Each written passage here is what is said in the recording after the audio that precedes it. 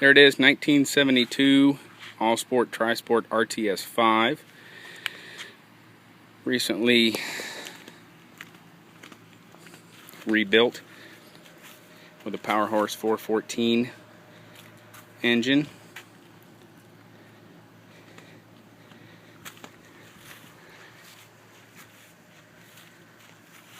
It's about an on and off 5-month project.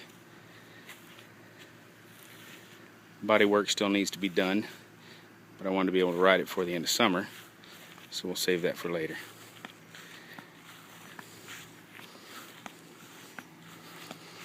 Other than that, everything's been rebuilt from the ground up.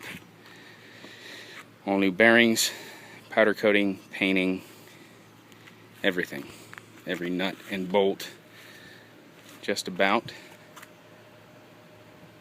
With a few engine upgrades with the header, the silencer, and the open air cleaner, along with new jets from Parsons Racing.